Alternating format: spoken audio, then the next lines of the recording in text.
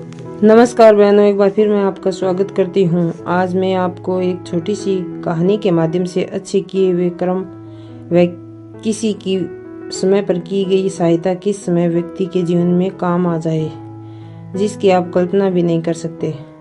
आज मैं आपको रोचक कहानी के माध्यम से कर्मों के फल की कहानी बताती हूँ। अगर चैनल पर नए हो तो प्लीज सब्सक्राइब कर दीजिए। एक बार एक गरीब लड़का कुछ बेच रहा था, क्योंकि उसकी आर्थिक स्थिति ठीक नहीं थी।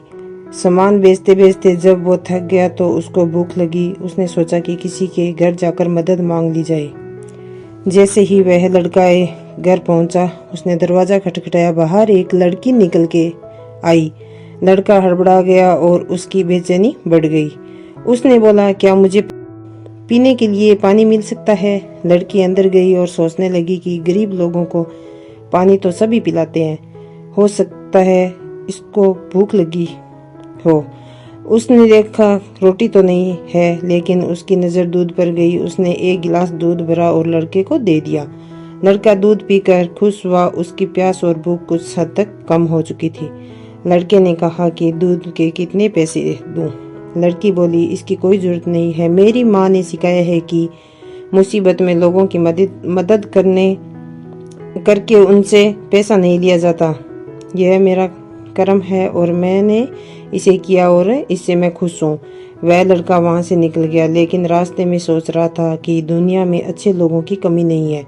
अगर ढूंढा जाए तो ऐसे चेहरे और लोग सभी दिशाओं में मौजूद है। इस तरह की कई सकारात्मक और अच्छे बातें उसके दिल और दिमाग में चल रही थी।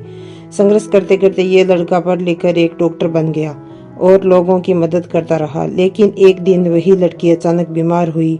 उसको डॉक्टर के पास ले जाया गया तो वहां से उसको किसी बड़े अस्पताल में रेफर कर दिया गया।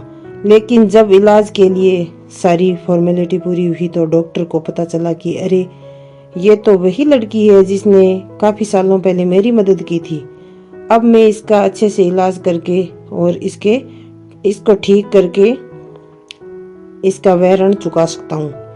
जब सारा काम हो गया और लड़की का ऑपरेशन खत्म हुआ तो एक बंद लिफाफे में उसको एक पत्र मिला। उस पत्र में लिखा था, आप पूरी तरह ठीक है और इस इलाज का पैसा तो आपने वर्षों पहले एक गिलास दूध से चुका दिया है।